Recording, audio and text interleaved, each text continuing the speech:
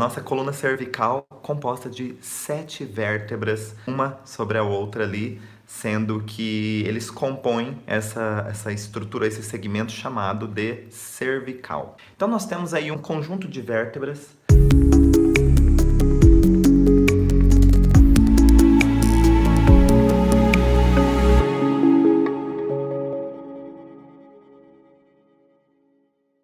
que precisam estar em harmonia. Agora olha só, esse conjunto de vértebras sustenta todo o peso da nossa cabeça. Então nós temos uma construção dinâmica que tem que me dar movimentos, tem que garantir movimentos, né, em vários eixos, em vários planos, para que eu consiga me relacionar tanto para uma situação de luta quanto fuga, quanto para uma situação de lazer, mas o pescoço, ou mais tecnicamente falando, a coluna cervical, ela nos ajuda muito no mecanismo de sobrevivência. Nossa forma de buscarmos uma saída, né, não é só através dos olhos. Os nossos olhos são localizados aqui na frente da face. Muitos animais, por exemplo, os equinos, né? Cavalos, por exemplo, zebras, eles têm os olhos lateralmente. Mas nós precisamos muito, utilizar muito a nossa cervical para que a gente encontre uma saída. Olha só como que é interessante isso. Quando nós temos que tomar uma decisão importante, nós ficamos assim, puxa, eu não sei o que fazer, eu não sei. E a gente fica balançando mesmo o pescoço, mexendo a nossa cervical como se quiséssemos buscar uma saída, porque aquela que eu enxergo aqui na frente não é o suficiente, não é uma saída coerente ou não é uma saída sensata. É interessante quando a gente percebe esse desconforto na pessoa, falando, puxa, eu não sei o que fazer, eu não sei. E o ato de balançar a cabeça, não encontrar, não conseguir, não poder, ele expressa muito isso de como se eu olhasse para um lado e para o outro e não encontrasse saída. E baseado nisso, nesse trecho de história aí, é que nós vamos trilhando alguns caminhos para que a gente entenda realmente de onde vem um desconforto na cervical e para onde ele pode ir. Nós temos 7 vértebras cervicais que vão estruturar todo o mecanismo do meu pescoço para segurar minha cabeça e essa cabeça conseguir realizar movimentos para interagir com o meio. Ok? A nossa cabeça é pesada, a nossa cabeça é pesada. Agora, olha só, e quando você está com conflitos ou problemas, enfim, na sua história, na sua vida aí, e aquilo está pesando realmente, você fala assim, ai meu Deus, eu tô com tanto problema que eu nem sei. E interessante que aí, novamente, a postura nos conta muito do que está acontecendo com a pessoa. Então a pessoa fala, nossa, eu tô com tanto problema, e ela vai tendendo a ficar com uma postura fletida, né? Então nossa cervical vai fletindo anteriormente. É aquela velha situação mesmo, de cabisbaixo. E isso mostra um estado de impotência. Impotência é a primeira palavra que vai ilustrar um forte sentimento. Um sentimento que mexe ou influencia não somente o meu psicológico, mas muito além do meu psicológico, mexe com o meu biológico. Por quê? Porque você começa a ter dores. Esse sentimento de impotência, olha, de derrotado. É um sentimento que fica martelando ali em todos os níveis de consciência e tanto que chega até a sua biologia. Não nessa sequência, não é que o psicológico influencia a biologia ou o consciente, mas o sentimento é que influencia a biologia. A nossa percepção é quem comanda a nossa biologia, tá? Isso quem já dizia era o Bruce Lipton, no livro dele, Biologia da Crença. O Bruce Lipton já dizia isso no livro dele, A Biologia da Crença, que a nossa percepção comanda a nossa biologia. E o que é a nossa percepção? É um conjunto de informações que o meu organismo capta. Informações em que nível? Todos os níveis possíveis. Um nível visual, nível tátil, nível olfativo. O que são esses receptores? São receptores especializados que fazem conexões com os meus neurônios, que fazem novas conexões, vão chegar informações até meu cérebro para que seja elaborada uma resposta, um registro diante daquele conjunto de informações. Vamos supor que esse carrinho eu tenha ganho quando eu tinha 10 anos de idade. E quem me deu foi um padrinho. Então esse carrinho no dia que eu ganhei, eu achei a oitava maravilha do mundo. E isso não é apenas uma informação de, nossa, gostei muito, dei um like pro carrinho. Essa é uma informação de percepção. Por que informação de percepção? Por que é agregado tanto valor em cima de um carrinho que se eu quiser eu vou ali no supermercado, por R$ 9,99 eu compro outro, igualzinho a ele? Porque este carrinho foi dado por um padrinho. E um padrinho que eu gosto muito. E nesse dia esse padrinho me pegou no colo, me deu um grande abraço e falou: eu tenho um presente para você. E nesse dia foi um dia marcante para mim, porque nós passeamos, porque nós nos divertimos, nós rimos muito. Então não existe outro carrinho no mundo, nem igual, que vai me trazer todo aquele registro, aquele conjunto de informações sentidas naquele momento. Então, eu tenho aí um registro de uma situação que foi impactante, inesperada, só que positiva. Esse carrinho me traz novas sensações todos os dias, mas sempre agradáveis. O que eu quero dizer com isso tudo? A percepção, ela capta exatamente tudo que está acontecendo naquele momento, porque tudo representa uma construção para que você acesse mais fácil aquela informação. Por que meu organismo registrou só o carrinho e ponto? Porque ele precisa, se isso foi importante para mim, se esse carrinho é importante para mim, eu preciso criar um registro de fácil acesso aqui no meu cérebro. Por quê? Porque traz sensações agradáveis. Foi impactante, inesperado e positivo, eu crio um fácil acesso aqui no meu cérebro. E por quê? Porque meu cérebro adora celebrações.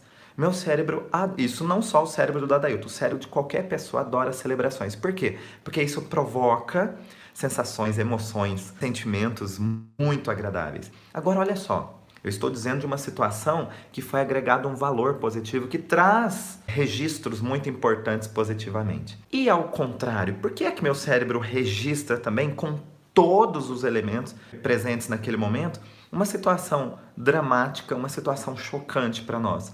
Porque aí ele registra justamente para que você não corra o risco de repetir aquilo, porque aquilo te trouxe tanto sofrimento, te trouxe tantos sentimentos desagradáveis, que ele quer registrar exatamente tudo que é possível registrar, ele registra.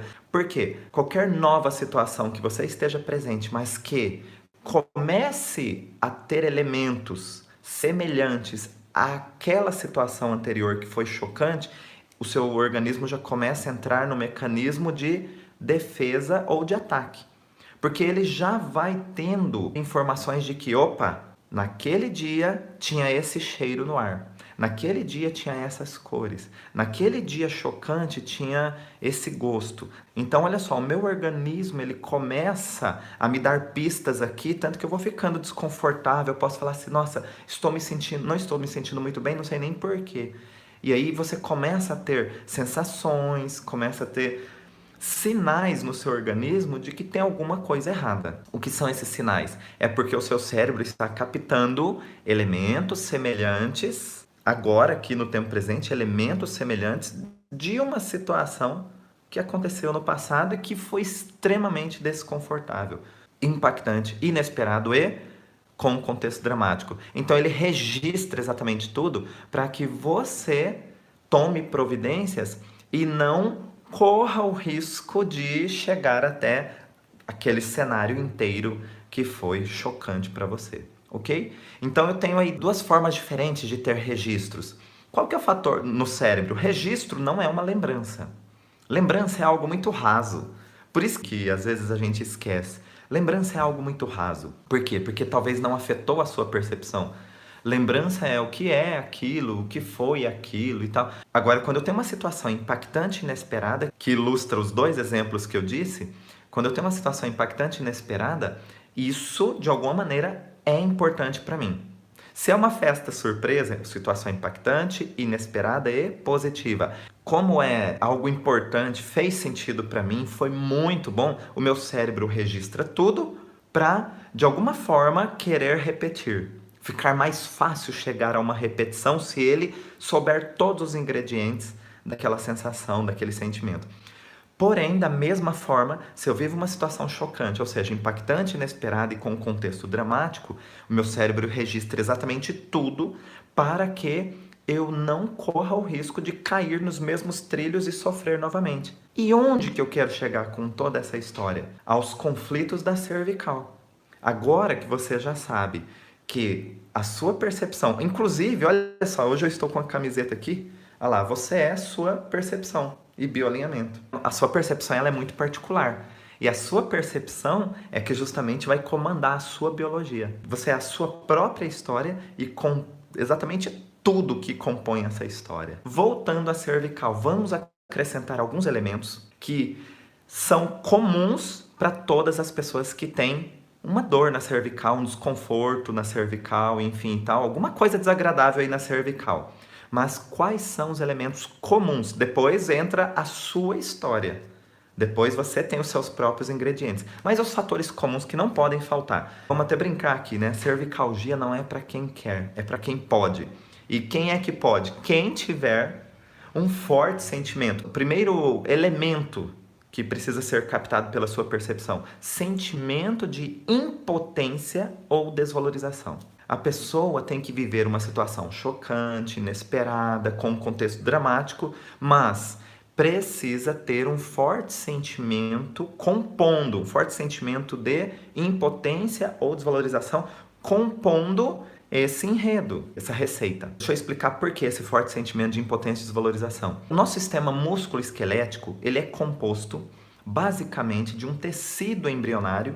Tecido embrionário é uma estrutura matriz que quando nós estamos lá começando, pensando em ser gente, ou seja, quando o espermatozoide se encontrou com o óvulo, ele começa a ter divisões, e aí de 2 células passam para 4, de 4 passam para 8 e assim por diante, e chega um momento em que ele começa a ter diferenciações, comportamentos diferenciados nessa multiplicação celular. E no nosso corpo todo, nós teremos apenas 3 diferenciações de células. Significa que são 3 matrizes: o ectoderma, o mesoderma e o endoderma, tá? Todo o sistema músculo-esquelético é formado pelo mesoderma. E nos estudos do Hammer ele classificou em novo e antigo, tá? Então aqui a gente fala mesoderma novo. Qual é o comportamento desse folheto embrionário? Ele é influenciado por fortes sentimentos de impotência ou desvalorização. Então esse é o comportamento de base desse tecido embrionário. E é esse tecido embrionário que forma a minha coluna como um todo, e aqui hoje nós estamos falando de coluna cervical. E agora eu tenho que acrescentar mais um ingrediente. Mais um elemento tem que estar presente nessa percepção.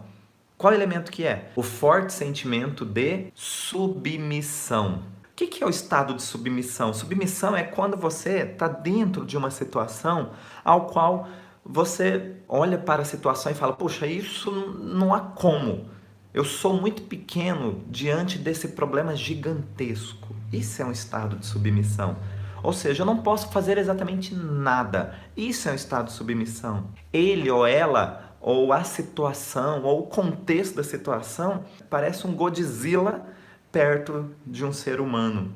Ou seja, submissão. Submissão é realmente abaixar a cabeça para algo, ou para alguém, ou para uma situação. Pode ser relacionado uma esposa sentindo-se submissa ao marido.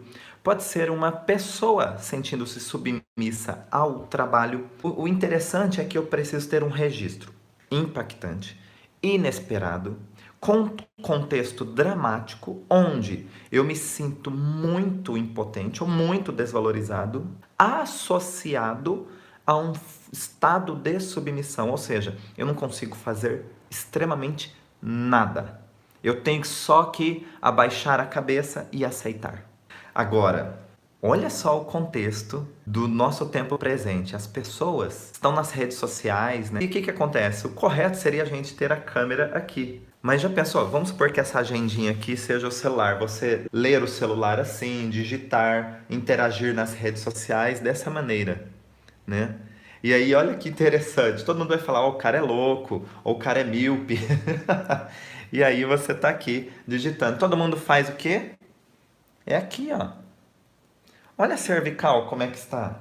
Agora, qual o problema? Ah, então peraí, é um problema físico? É um problema mecânico que faz minha cervical doer, ter um problema? Não, não, não, não. As posturas inadequadas, elas podem levar a um desconforto, a uma dor, sim. Só que quando você volta para uma postura normal, uma postura ereta, você faz alguns alongamentos, ou você coloca um gelinho, ou você coloca algo quente, depende do seu sintoma aí, do seu desconforto. O que acontece? Quando é um sintoma puramente físico, mecânico, essas atitudes ou essas ações são suficientes para sanar o desconforto. Mas eu estou falando da situação de postura, porque a postura influencia muito na nossa biologia.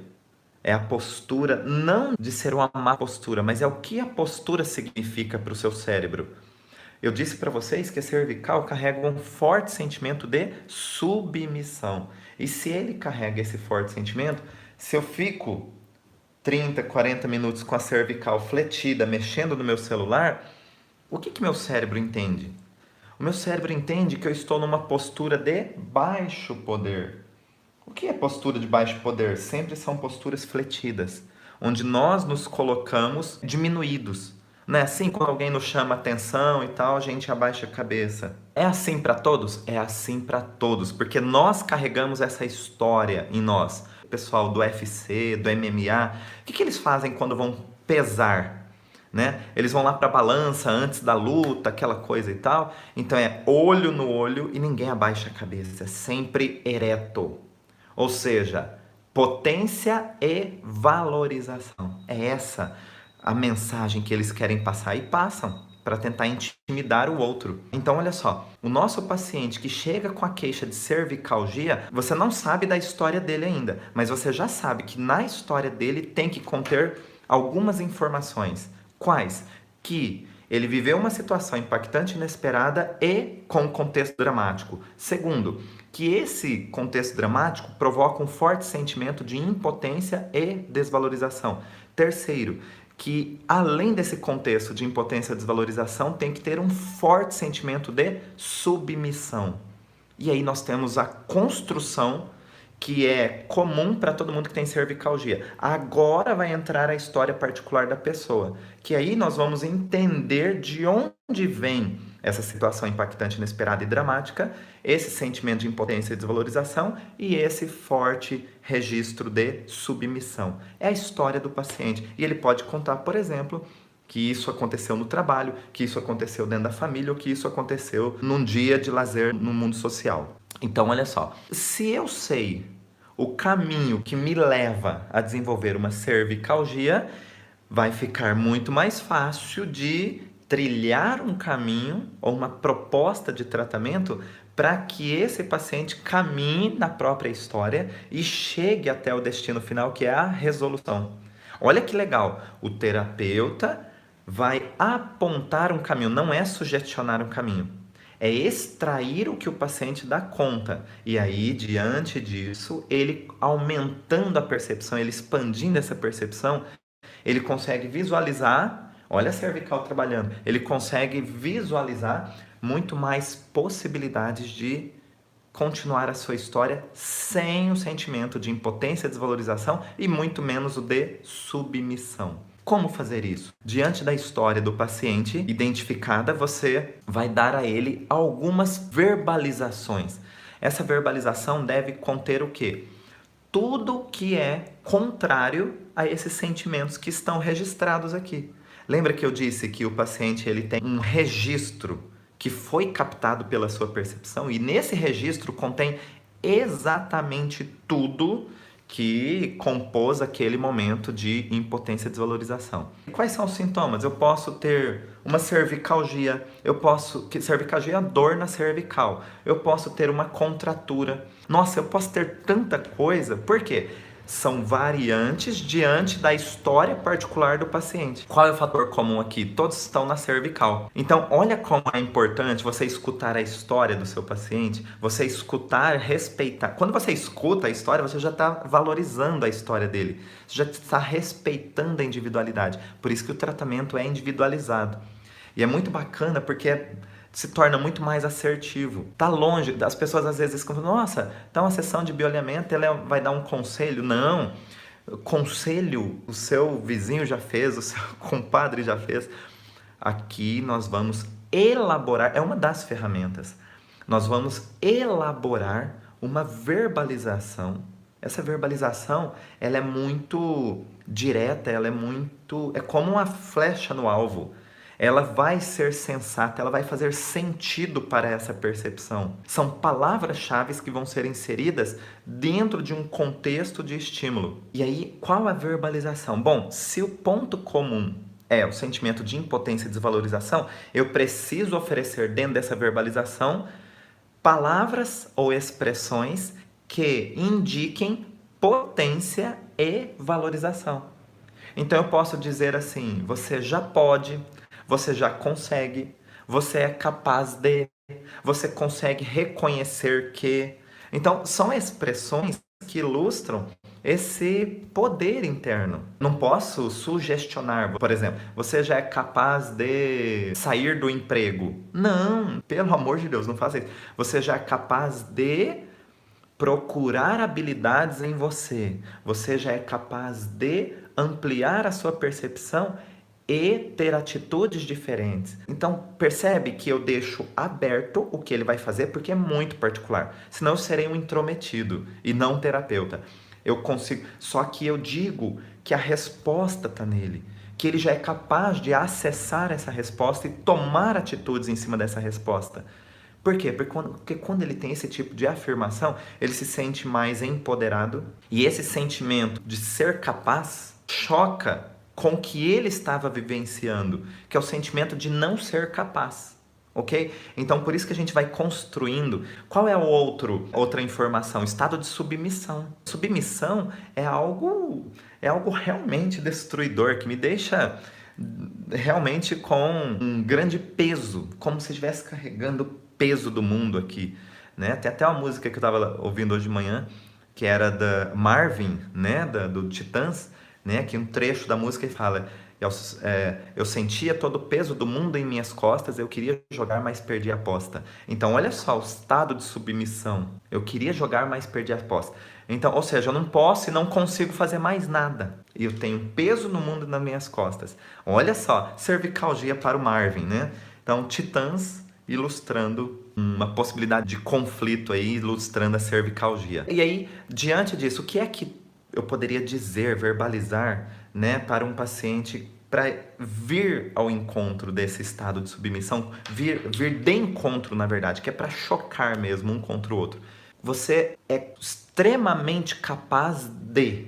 Então eu saio. Você já consegue com toda a sua força. Então eu intensifico essa capacidade. Eu uso expressões que potencializam, que maximizam essa expressão de capacidade, de valorização. Por exemplo, quer ver? Você já é capaz de reconhecer o quanto você evoluiu daquela época para cá. Aqui eu poderia passar o dia todo usando várias expressões, mas o importante é que tem que chocar, tem que vir de encontro mesmo. Aí, o restante da verbalização vai depender muito do contexto particular da história desse paciente. Por que a cervical faz isso? Então, por exemplo, um torcicolo, que é muito comum, né, acontecer. Então, o torcicolo, ele vai travar o seu pescoço exatamente na direção que foi a fonte da situação impactante, inesperada e com um contexto dramático. Você viveu uma situação onde você se sentiu impotente, submisso, enfim, tal, todo aquele contexto que eu disse, e veio da direita para a esquerda. Virar para a direita pode ser perigoso. Por que perigoso? Porque posso tomar contato novamente com aquela situação que foi chocante para mim, para a minha percepção. Então, o que o meu organismo faz? Ele trava o meu pescoço, ele trava a cervical para que eu não consiga ir ao encontro da fonte do conflito. Por que ele não quer deixar eu chegar, eu visualizar novamente ou tomar contato novamente com a fonte do meu choque? Porque justamente quando aconteceu eu me senti impotente e desvalorizado. Então, para que eu vou tomar contato novamente com uma fonte de informação que me dá esse sentimento de impotente e desvalorizado? Então, meu organismo, como eu não consegui fazer nada, ele quer evitar que eu tome contato com aquilo novamente, com aquela informação novamente. Assim é como se eu conseguisse ter uma maior garantia, maior possibilidade de sobrevivência, porque o nosso organismo só age, muda a sua biologia, o comportamento da sua biologia baseado em estados de necessidade de sobrevivência. Ele só faz isso para que eu consiga seguir adiante ou para a esquerda, que eu estou indo cada vez mais longe da fonte do conflito, porque foi à direita. Então, na verdade, para quem tem torcicolo, é só verificar em qual direção. Torcicolo, eu tô com torcicolo desde ontem e eu não consigo virar para a direita. Me trava tudo. Beleza. Para a esquerda vai, mas para a direita não, eu viro como um bloco.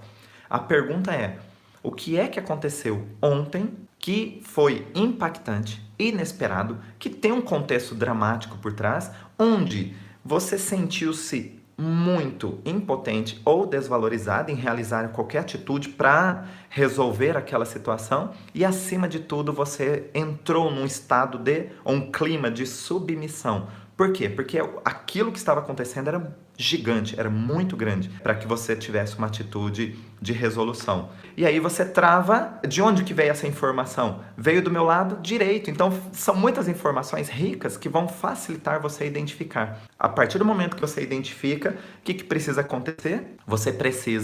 Você mesmo pode se tratar. Você pode perguntar a si mesmo: e hoje? Isso aconteceu ontem. E hoje? O que é que eu posso fazer? Quais são as atitudes que eu posso tomar hoje que me façam sentir com potência e valorizado? Não precisa ser sobre a situação em si. Que me faz sentir potente, valorizado e ereto, vamos dizer assim, porque o estado de submissão, ele te faz ficar fletido. Então, ficar ereto, que me faça sentir-me como alguém inabalável. Ou seja, nada influencia a minha estrutura, eu estou como um mastro aqui. E tudo isso, se você começa a adotar na sua vida, na sua história, nas suas ações diárias, sempre atitudes que te levem a ter sentimentos de potência e valorização, não vai haver espaço, não vai sobrar espaço para esses sentimentos que te levam ao comportamento do derrotado, do submisso, do lobo beta, ok? Eu posso ter um chefe, mas não necessariamente eu preciso ser submisso. Submisso é eu totalmente ali à mercê. Eu posso ser um funcionário que cumpre as tarefas, os deveres e tudo e tal, mas que eu não preciso me submeter a ofensas, a distratos. Eu não preciso mais ter esse comportamento. Por quê? Até ontem eu tive. Mas a partir de hoje eu posso treinar isso dentro de mim. Quais são as atitudes onde eu me comporto, onde eu me relaciono e que fica mais fácil desenvolver esses sentimentos que brotam em mim. Tá vendo que o sentimento que vai brotar em você não é você quem escolhe, mas a atitude que faz gerar aquele sentimento é você quem escolhe. Então, peraí, a força está em você, a própria resolução está em você. Porque é você quem realiza as ações, as atitudes. E você pode escolher as ações, as atitudes. E por que que você vai, talvez, ter bastante facilidade? Pegue uma situação da tua vida, pensa na sua história, relembre a sua história. Qual foi a situação que você fez na sua história que fez brotar um sentimento de potência e valorização? Ah, foi quando eu recebi meu diploma de faculdade. Opa! Você precisa fazer mais um curso, você precisa fazer uma formação. O que é que você pode fazer para para replicar aquele momento? Se você já experienciou, você já meio que sabe o caminho. É só começar a replicar quais foram as situações da tua história onde você se sentiu poderoso. Poderoso no sentido de potente e valorizado. Isso nada mais é do que uma expansão da sua percepção. E aí, meu amigo, você pode até escutar um xingamento, uma ofensa, algo muito desagradável, mas isso vai durar 1 segundo na tua história. Ele não vai conseguir ter espaço para desenvolver o sentimento de submissão.